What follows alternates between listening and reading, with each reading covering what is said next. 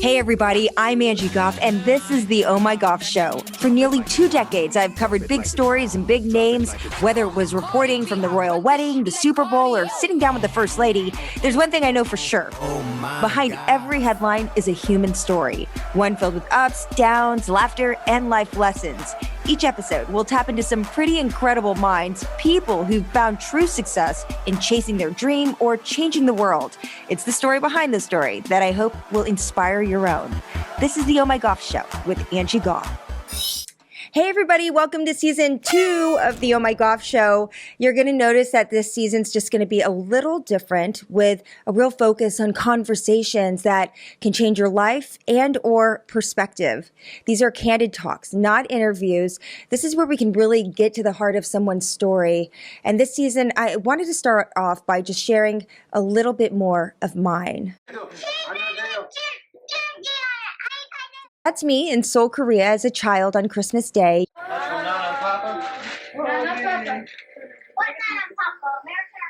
You see there my sister Trisha asks, are they from our Korean or American grandparents?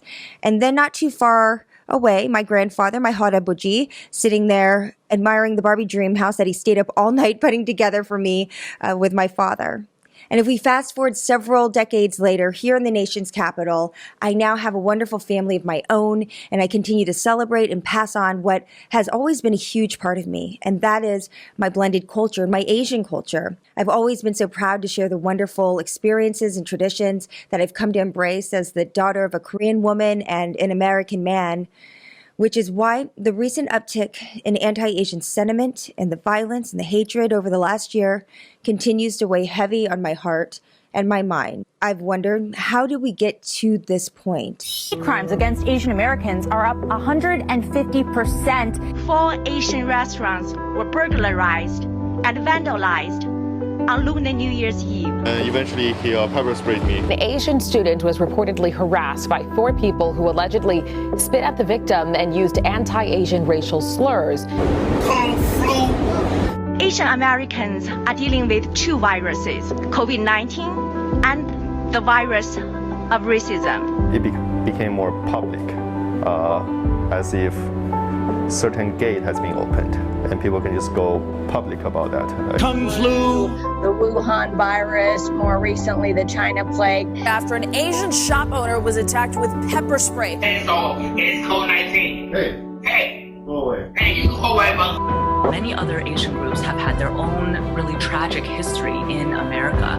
Let us drive away ignorance and suspicion by highlighting many Asian American contributions. This is sustained from my service in the U.S. military. Now, is this patriot enough? As story after story surfaced, I started to replay countless times in my own life when I could have spoken up against this type of hate or the perpetuation of stereotypes, and I didn't. And I've come to realize I too had a part in normalizing this kind of racism, which is not only wrong, but as we've seen in recent months, can end up being dangerous and even deadly. And that is why today, for my first episode, I wanted to talk about this other virus, the hate virus, and how we all can do our best to vaccinate against it. I didn't consult scientists or scholars. I really wanted to start where more conversations should be happening, I believe, and that is in the home, with the family. For this episode, I hopped in my parents' van and headed up to Annapolis, Maryland, to sit down for a casual conversation with Maryland Governor Larry Hogan, his Korean-American wife, First Lady Yumi Hogan of Maryland, the first Korean-American First Lady of any state, their daughter Jaymi Sterling, and my dad, Ren. Mama Chin was there, don't worry, but she is recovering from a medical issue, doing just fine, doing great, but you'll see, she makes her presence known at one point. This wasn't just an interview. This was more of a casual conversation, as I mentioned, about what it's like to be an Asian American family in America. And we shared a lot of experiences, a lot of them painful, many of them that happened before the pandemic. But most importantly, we also looked forward. What can be done? What can I do? What can you do? What can everybody do when we talk about being an ally and having a little part in finding a lasting solution to stopping this hate? Governor Hogan, First Lady Yumi Hogan, Jaymi, Dad. So glad to have you join us today for this very important conversation. A painful conversation for a lot of people, a confusing one, but also a conversation that I really see as an opportunity to educate other people, to help them empathize with this community that has been hurting so bad, not even during the pandemic, but even prior to that. I want to begin with you, Governor Hogan, and First Lady Yumi Hogan, because we have seen this uptick of violence and anti-Asian hate over the last year. It's transpired, it's turned violent, it's turned deadly. And I feel like for you, for me, for members of this community, really, there's not really a huge surprise because this is nothing new. What was your response when you saw what was happening over the last year? Well, I was outraged and quite frankly shocked at how bad it had gotten. I mean, there's no question. You're right that a lot of people in the wider community that aren't part of the Asian community were not paying much attention to discrimination against Asians. They didn't realize the things that you've all contended with your whole lives.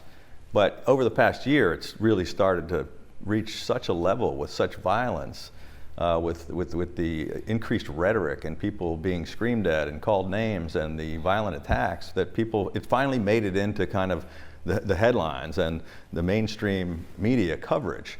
So Asian community is like, well, we've been telling you this, but other folks I talked to, they're like, we had no idea. So I think big part of it is just finally we're raising awareness. But as everybody was dealing with COVID, the Asian community had this other critical thing to deal with, which was the increased hatred and rhetoric and violence against them. Yeah, we talk about us having to battle the coronavirus, but like you said, we have the second virus, this hate virus, that now we're all trying to work towards vaccinating against as well. It's such an important conversation, and I know in a powerful op-ed, Yumi, you wrote about this, and you wrote about how there has to be more done. And it has to start with, the simplest things that people would automatically think are already in place, tracking hate crimes and tracking this type of thing. How are we able to make a difference and move forward when we can't really even measure it? Thank goodness for social media, because even I'll take the blame too. We're part of it. Mainstream media wasn't putting these stories out there. Right. It wasn't until it hit social that a lot of people started to take notice, and we're still asking, are you seeing us yet? Are we still invisible? So for you, I know that this is a very personal issue for you because you've experienced this firsthand. Yes, I've been here in the United States over 41 years. I'm the first generation like you, Mom. But I am first Korean American First Lady in the state, and in our state, first Asian First Lady. That time, I feel that way. But first generation never any report at that time. It's not our time. That time was first generation was like me, single mom. Jaymi, I know you and I talked about this. This was, I think, the day before the shooting happened in Atlanta, where we know 6 Asian American women were brutally killed. And we were just talking about the uptick and that how for us as children of Korean women, it was a revelation. It was real. I was grappling with it because I realized I started to do some reflection, and I started to look at instances in my life where, yes, I was a very outspoken person. I was fun. I used comedy a lot to deflect, and but there was a lot of moments that I could have stood up, I could have spoke out, and I brushed it aside. I think you really hit the nail right on the head there, and I think for us, for you and I and others like us, we have been subject to racism, whether it's hopefully none of us have been subjected to the physical assaults and the type of racism that we're seeing now, but surely types of discrimination, even at a much lower level scale, let's say. But I think we grew up with that. And it's from when we were children, from when we were very young, all the way to now. We continue to see it. But I think what has changed is our response. Our response has evolved. And so when we're children, maybe perhaps it's just because you're younger and you are first experiencing it differently. And then as you get older. And what's interesting is, similarly, the way that I dealt with racism and discrimination was very similar to you. I poked fun at it. I didn't want to be the butt of the joke, so I would make the joke first. And so I think it sends a mixed message to our colleagues and our friends that it's okay to poke fun at other Asian Americans. And I think for me, it was a defense mechanism. Mm-hmm. For me, I didn't want to be the punchline of the joke, so let me get to it first. Also, with like what my mom was saying from her generation, we were like, and the words that you used was conditioned. And we were conditioned to keep our heads down and work hard and not really get into the fray or not really deal with any of it. I think you kind of touched on, this whole model minority myth that we've been hearing a lot about, where we just assume, that Asians are successful, Asians are have money, Asians work hard, and that I don't think there's anything malicious when I look at my friends and the things that they say on the side, and that's why it's called a systemic issue, right? Because it's kind of been woven into the fabric of how we've done business, how we've done things. And Dad, I know with you, with Mom, you witnessed many times where she was the subject of racism and situations. It wasn't an easy ride. You told me that early on as a child. I remember, I think I was dating a half black, half Korean guy in middle school, and you said, I'm just gonna let you know, you can date whoever you want, but the choices you make, when you decide to marry biracially, like there's gonna be new challenges. And you were just speaking from experience. It hasn't been an easy ride. No, it hasn't. And I'd say from 1972 to now, we've been married. No less than at least 3 occasions where in a mall or at a school picking up kids, where people have come up and gotten her face and said, you need to go back where you've come from. And she was devastated about it. She didn't understand why people would do that. And to tell you the truth, I'm not sure I understand either. But sometimes ignorance gets in the way of good thought, and the way to manage yourself. We didn't have the advantages today, as you have today with social media from the early 70s and through that up into the 80s, 90s. So I don't think the ideas got out to people to wake them up and let them know that what you're doing is hurtful. There's a lot of Asian Americans that come here, they give up everything, their country, like Mom did, everything, walks away from it, and they're working hard and keeping their head down, working as hard as they can. And I know that, Yumi, you worked very hard as a single mom, raising 3 daughters. And really, that is the story of so many Asian Americans here, that's a story that's never told. Yeah, that time also not speaking English very well. And also different culture, quiet, just keep working. And you would work really long hours, right? Yes. So tell me about that. Yeah, sometimes 14 to 16 hours, sometimes not much sleep. Even though sick, I couldn't have a sick and stay home because I have to work. Taking care of children, if I don't go work, no money come. Wow. So those, not only me, everybody, first generation. Do you have any memories or any experiences that were really painful for you? Everybody thought Chinese. Everybody thought Chinese, even though we are Korean Americans. I hear so many things. Their eyes are so small, so ching ching, whatever they always call like that. Then also, kids, I remember Jaymi was young. I say, Jaymi, don't fighting back. She was taekwondo. I really give credit to my dad. He set up a family Zoom because my younger sister lives in Michigan and my older sister lives in I think it was the Montgomery youngest County. daughter, Julie's idea, but I'll give her the credit. You'll give her credit. All right, Julie, we gave you credit for something. So we ended up doing a family Zoom, and I really appreciated listening, because I think it was the first time we talked about these difficult topics, and it's something that we never talked about or discussed. It's interesting because I hear some of my friends and colleagues who are in other minority communities, and this is something that they do as families all the time in those communities. In our community, I've learned that we don't. Many of my friends don't have these candid discussions, and we don't talk about it. And so this was one of the first times that we talked about it, and it was very productive. And we have to talk about it amongst each other. These discussions are a little awkward and sometimes they're difficult, but we need to discuss it first. And we also need to share these discussions with our friends and our colleagues. And but one of the things that my mom was saying, just kind of coming off of what she's saying, it wasn't the time, or it's your time now. I think what she's indicating, and I'm summarizing what she told us during the Zoom meetings, is she said that, she didn't have the luxury to coordinate with her community in that respect. She was working, 12, 14, 16 hours a day.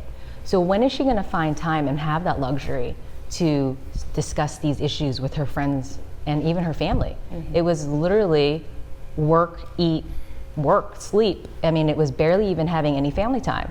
So on top of that is, when is she going to learn how to grammatically put sentences together in English? She's working, 6 days a week. She always took Sundays off to go to church. And those are the days that we literally ran every single errand that we needed to on Sundays, grocery shopping and anything else, cooked our meals for the week. So on Monday through Saturdays, she worked. And so she didn't have the luxury to talk to her friends and family and discuss these issues. And she certainly didn't have the luxury or the time to discuss these issues with us, because they weren't issues for her. The issue for her was paying the bills, was feeding the children. Some of your biggest memories were seeing her hands, right? Yeah. I always think about my mom's hands because they look so tough. Yes. Yeah. I don't know how to explain it. Like I know my mom's hands. Like I mean, I can see them. The other thing is that this was a really it was a wonderful Zoom. We were faced with all of these issues, and I said, I spoke out before the attack in Atlanta several weeks ago. Well, it really has been a serious problem. My wife, my 3 daughters, my grandkids. I've been hearing so much about it, and I wanted to do something. I wanted more people who weren't Asian to hear about the problems that we were seeing with violence across the country. And our youngest daughter, Julie, said, there's so much that we never even talked about as a family. We should have. I was talking to her about, she's very much into, following what's happening across the country. So we got this Zoom together, 3 daughters and mom and dad, and they shared things with each other that they had never even shared with the sisters. And part of the discussion was, they were sort of taught, and she's talking about, we just sort of put our head down and worked. And it was part of the culture. It was sort of, they were told to, let's just not make waves. Let's just, keep working. She couldn't afford to lose her job. And so the kids were raised that way, right? I don't know if that was your experience, but their, parents told them, just work hard, do your studies, don't talk back, don't make waves, don't fight back when some kid is bullying you at school. And I think what's happening now is, instead of just listening to those parents and the first generation folks, the younger people are saying, we're tired of being quiet. But the girls didn't even share some stories with each other, and they had some really incredible stories. And one, that was kind of heartbreaking. Our youngest daughter, Julie, we wanted them to come visit with our granddaughter, son-in-law, and they live in Ann Arbor, Michigan. And she was afraid to come. She didn't want to get on a plane because Jaymi had experienced that her best friend was screamed at on a plane. People calling about go back to China and Asian flu with her kids. Julie's best friend's mom was violently attacked at a gas station, and she said, we're afraid to stop for gas driving from Michigan. We don't want to get on a plane, and we don't want to drive. I mean, this is a serious thing when you're seeing, they have a thing on in San Francisco. It's like slappingasian.com, where it's a challenge where you're supposed to go on public transportation and just walk up to a random stranger and slap them. We've got these murders. We've got the guys getting their face slashed on the subway in New York City. The elderly woman on her way to church that gets kicked to the ground and kicked in the face. This is now being shared on social media. Yeah. And Julie, who's the youngest and the most probably outspoken and involved in Asian hate kind of stuff, she's really mad as heck. And she and her friends, the younger generation, they're like, we were taught not to speak up, but we're speaking up. I have directed the Maryland State Police and all state law enforcement agencies to immediately increase their enhanced visibility patrols and to provide increased protection. Alerted all 5 state police agencies to increase the visibility patrols. We put a hotline up. We're working with the community to try to make sure that people are willing to come forward and report these crimes. We think we need action at the federal level. As we were walking around, there were probably more than 100 people that came for this event. We walked to all the stores and restaurants and talked with people. We talked to people in the parking lot. And people were coming up to us telling these stories that they had never reported to the police. Mm-hmm. Somebody said, one owner of the restaurant said, I was attacked right out in front of the store. And then at other incidences, so none of their employees will go out the back door anymore, and they only leave all together at the same time. And is facing charges in Baltimore after he attacked 2 women with a cement block. It doesn't make sense why they would come here to make a living and be treated like this. Somebody else said, our house has been vandalized repeatedly over and over again, but we've never called the police. And it must have been 8 or 9 people came up to me because we were saying you have to speak out. And they felt, they didn't call the police because they didn't think anybody's going to do anything. They wouldn't believe them. Is it going to do any good? Or they wanted to keep their head down. But when we were all speaking out, they were saying, let me tell you what, they're pouring out these stories. So we have to get people comfortable with reporting. We have to enforce the laws we have now, and we have to take further actions to make everybody aware. The other thing is Jaymi's suggestion. We just appointed a work group that's going to study Asian hate crimes and talk about real solutions about what we can do to fix it with additional laws, additional prosecutions. And we appointed Rob Herr, who's a Korean-American U.S. attorney who just resigned, very smart guy. Jaymi's going to be involved with the group, and a number of key people that are, from law enforcement, who are prosecutors, from various groups that are involved, some of the groups that, are doing such a good job to raise the awareness. Mm-hmm. And it's not just going to be talking. We want to come up with a real substantive list of direct actions that we can take. I think we're the first ones in the country to do it. Is history, the fact that people don't know the history of Asian Americans in this country? We talked about the 118 years of Korean Americans being here. And if you go and you look back at some of these laws that were in place, we talk about fetishization, for instance. But if you look back in the 1800s, there were laws in place to keep Asian women from coming over here because of sexual purposes. So seeing how this is part of the fabric of our history and how these stereotypes are perpetuated, we have to look back at our situation. And then also knowing the history that hate has existed from the get-go.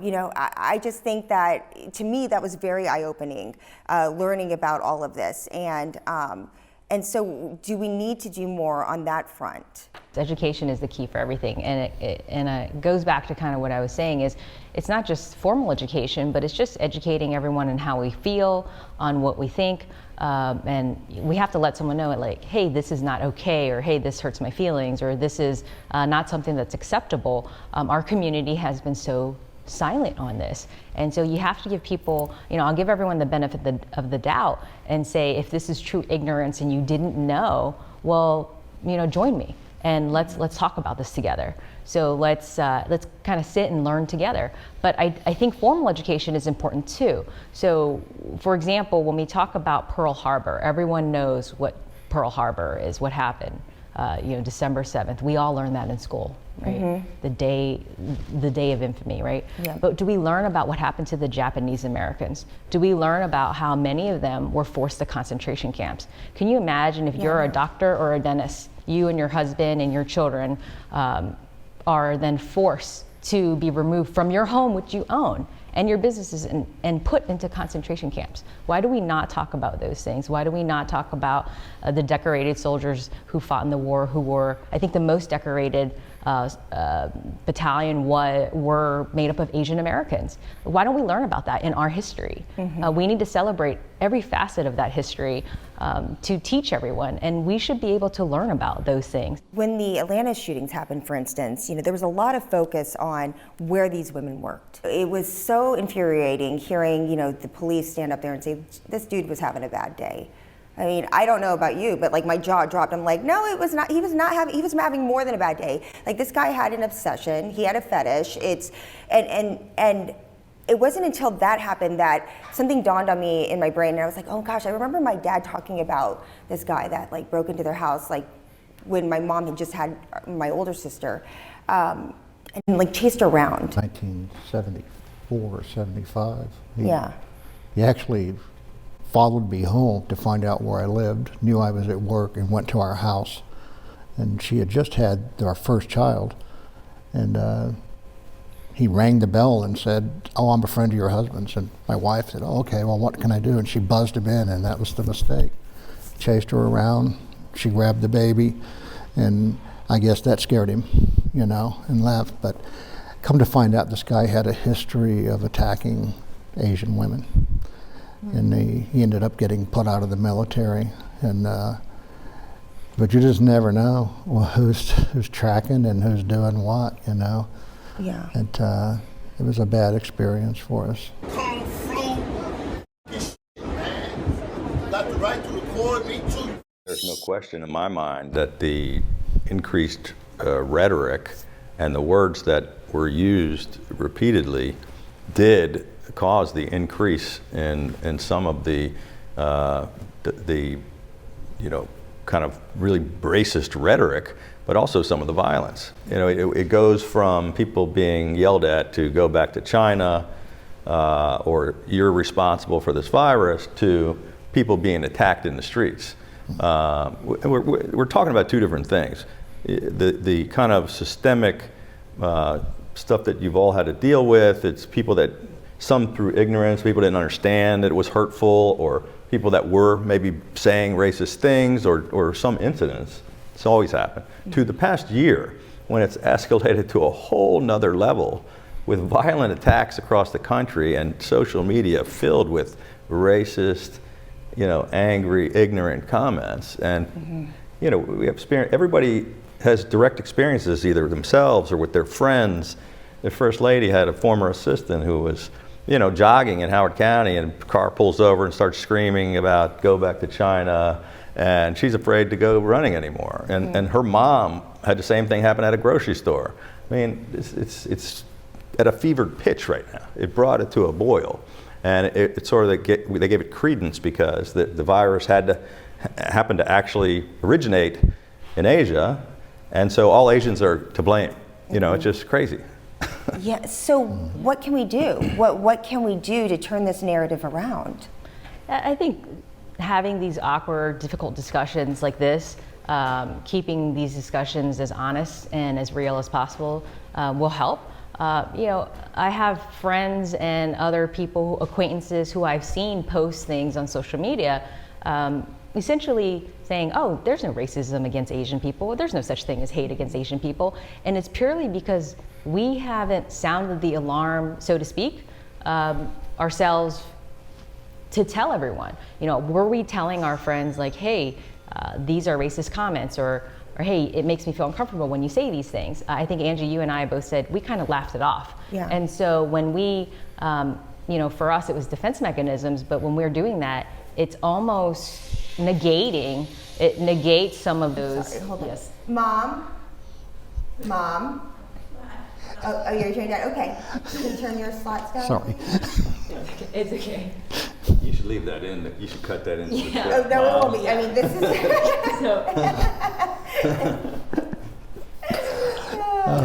There's also a little bit of this virus that's been going on for so long. It's caused so much stress. There's anger boiling over everywhere. Right. And everybody wants to blame something or someone for ruining our lives and locking us down and shutting everything. And they're like, we're going to blame the Asians. Exactly. Yeah. So what has happened is, all of us being locked down in quarantine or whatever, throughout the country, I think people have had different levels of COVID restrictions, but it's almost been a year of not being able to socialize, not be able to do things, and everyone is kind of going crazy and mad, and they now need a scapegoat.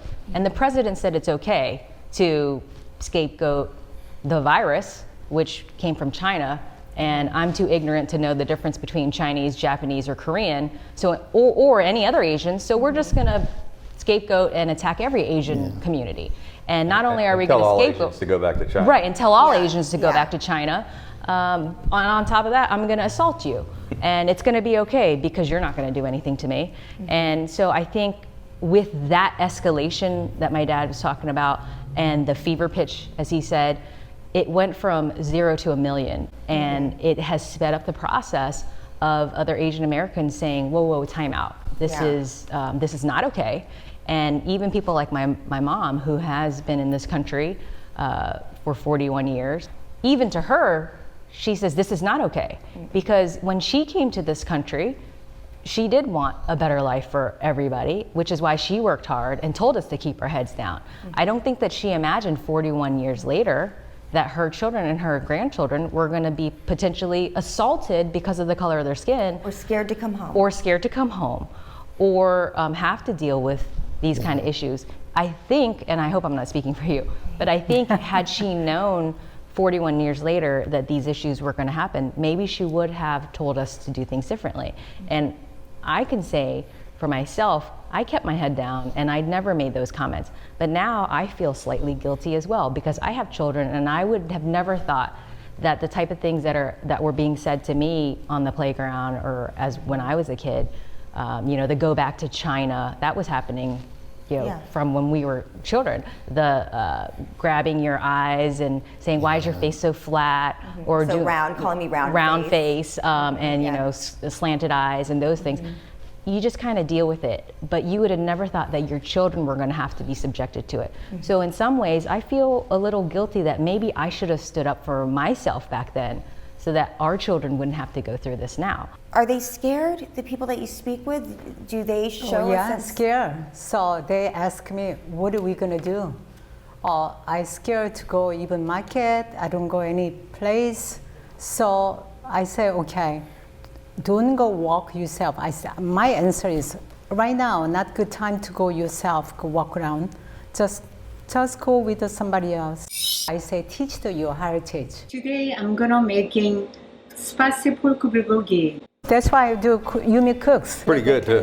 Oh, I know. Jim Locate, my co-anchor at Fox, made your bulgogi, and he said it was really good. See? Yep. That's how I want. I want to. They understand where future is going to be our working countries, a nation is going to be multicultural. Jim is learn about bulgogi, just like that. Kimchi fridge up in here, right? Tell me. Yeah.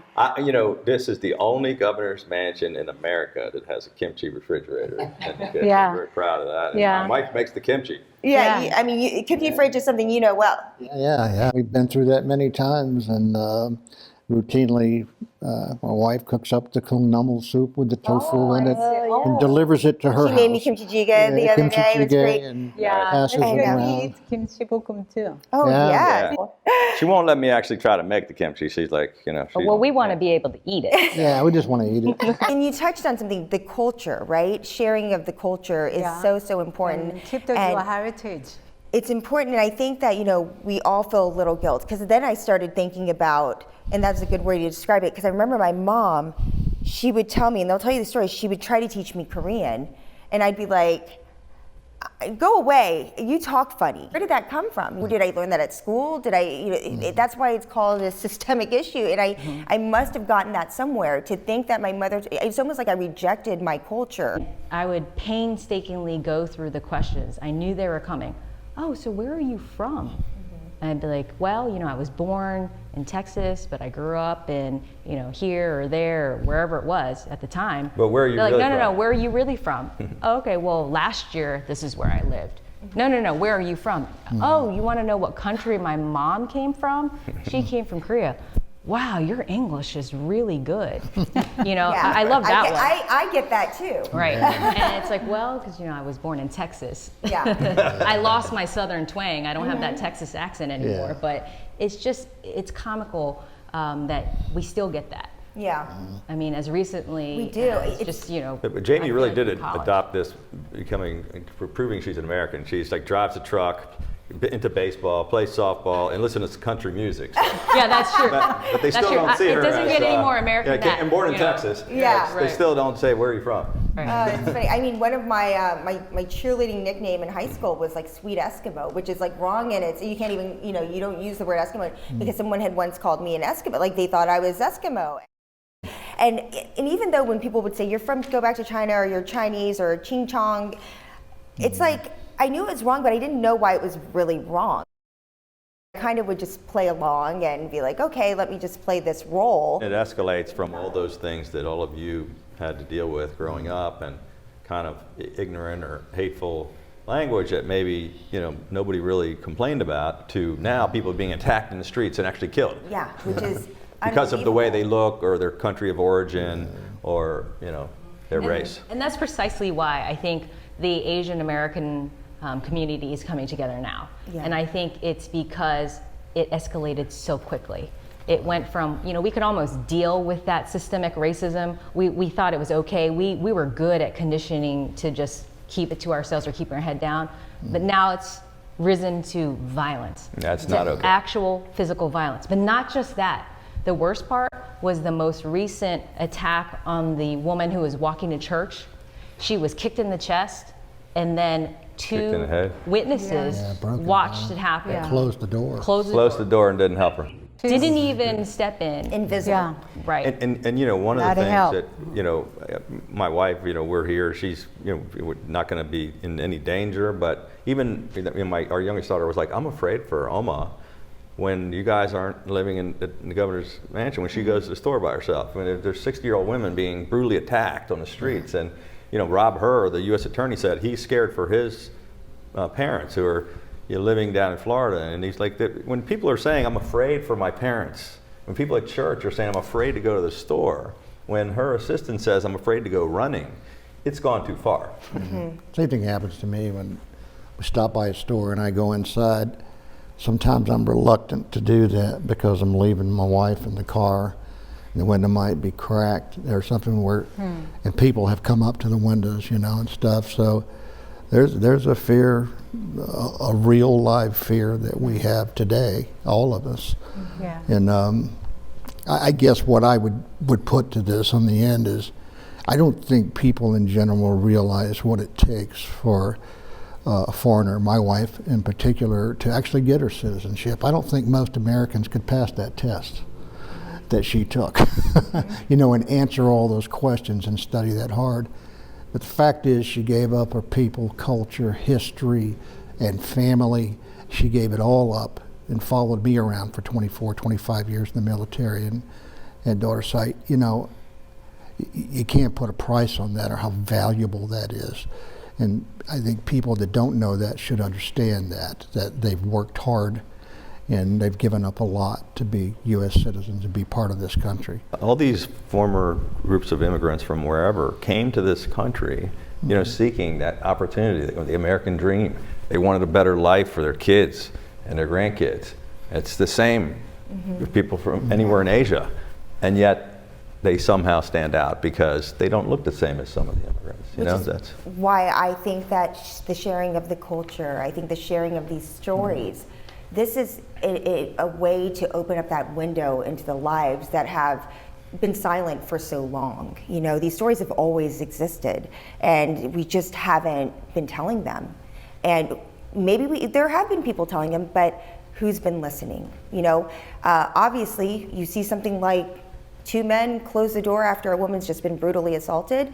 You know, there's a reason why this community feels invisible, feels not seen. And so as we wrap today, I would just like to ask each of you what your hope is going forward from all of this. Well, my hope is that my children will not have to go through the systemic racism, discrimination that I did, and certainly not what my mom did. And I hope that people will have an open heart and an open mind and just listen. You don't have to agree with me right away. It's something new to you, but just listen. Listen to what we have to say, and hopefully you can understand where we're coming from. That's why I come United States, American dream. This is not American dream. So future we should all together make more, I think America is more stronger. Yeah, so understand other culture. So we are everything love. I think after pandemic, hopefully everything go back to normal peace. That's I hope. Well, Angie, first of all, let me just thank you for this is a wonderful idea, and I can't thank you enough for bringing us together to have this important conversation. And let me then say how proud I am of my wife and daughter just listening to this conversation and for everything that they're doing and everything that they've been through. I just hope that, people in the Asian community or that are close to their part of Asian families, we're aware of it. But I'm hoping that more people will listen to us talking, pay more attention to some of the things. Because I'm sick of people saying, that's not true. There's no discrimination. No, nobody's picking on Asians. It's just, they have to listen and start paying more attention. And so my hope is that, people will do everything they just said, that our grandkids will have a better opportunity, that everybody will find a way to look at other cultures and live together and to have peace and harmony, that we can return to the way things were maybe before the pandemic and then work from there. But I just thank you for helping bring awareness to the issue, and I hope more people will pay attention. Thank you. I couldn't agree more with everything you've said. And we have 9 grandkids, and I expect they'll go through some of these things because they're not all the same, but several of them look very Asian. And I hope they don't have to go through this again, and hope everybody will reach out and try to understand that. If we're all realists, there is no definite solution to eradicating racism, but I think if there is a silver lining to all of this is that there's this newfound momentum. And I think that it's just so important that we keep the momentum going, and I feel like it's bigger than ever before. And the way we do that is through action and through conversations like this. And so I know it's one that we will all continue talking about. And I appreciate you joining me, Governor, First Lady, Jaymi, and Dad. You did great. Didn't he do good? Dad did great. Dad did great. For having this important conversation. I hope it's not our last. Thank you. Thank you. There are many organizations showing support for the Asian American and Pacific Islander community. Here are just a few, starting with Stop AAPI Hate, a group that has an online tool for reporting hate incidents. Asian Americans Advancing Justice, also known as AAJC, offers projects, training, and education and advocacy in the name of civil and human rights for Asian Americans. The National Asian American Pacific Islander Mental Health Association provides affordable care, resources, and much more for professionals. And the Center for Asian Pacific American Women offers professional development programs for Asian women. I will include all these links wherever you're watching or listening to the show, whether it's on YouTube, Apple Podcast, or another platform. And of course, you can also find all of this information at ohmygoff.com. You watched or listened to the very end. Thanks so much. Don't worry, you can watch more by subscribing to the Oh My Goff Show on YouTube, Facebook Watch, Twitch, or Apple Podcast, or wherever you get your favorite shows. Just because the podcast drops once a week doesn't mean you have to wait to check out some fun videos. Follow the Oh My Goff Show on TikTok and Instagram.